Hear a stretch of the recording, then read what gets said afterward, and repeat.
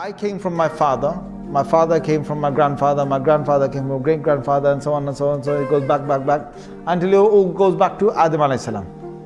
So then then Allah created Adam alayhi salam. So if you say, what was before that? You say, well, the jinns were there. What was before that? Allah created the malaika before that. Then you say, what was before the malaika?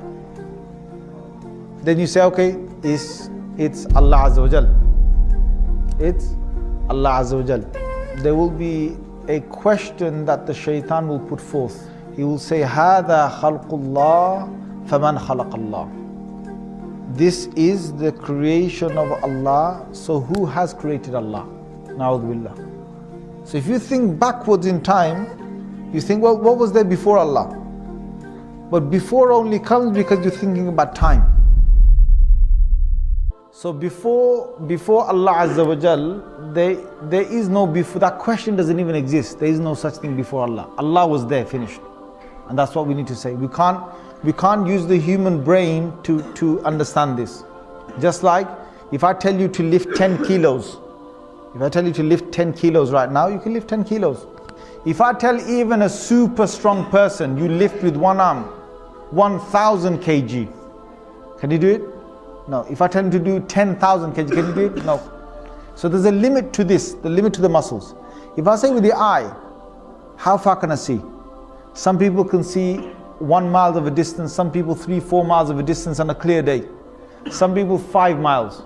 But if I tell him to see with this eye, a human eye, without any binoculars, without any telescope, without anything, to look and to see as far as 100 miles or 200 miles, can the human eye do that?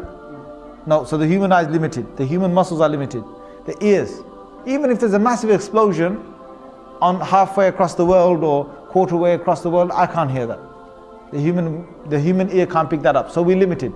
We're limited with hearing, with sight, with touching, with lifting, with walking, with energies. So we're limited with the brain. We're limited with the brain. There's so much a human can think. It's limited. So would me and you be able to know about the unseen world, about Allah, without any prophet? Yes or no? Yes or no? We can't. It's only through the prophets. So whatever the prophets now tell us about Allah, we have to trust it. The human can't bring now new arguments about Allah from himself. It won't work. Because the whole concept of Allah is not a man-made thing. Allah has sent prophets to the earth to talk about God. So if a question is now said about Allah Azza wa Jal, about who He is, what He was and so on, no human being can ever come and talk about God without a dalil and without a prophet evidence. You have to go through a prophet. So when philosophers, when scientists, when your normal ordinary human beings, they talk about God and that God must be this, God must be that, we do not accept the authority of anybody. We accept only the authority of the Anbiya, of the prophets, because they were told about God, from God, they were told who God is. So you have to go through them to find out who God is. Anyone else you will take, even if your own brain, you try and understand Allah, then you will fail.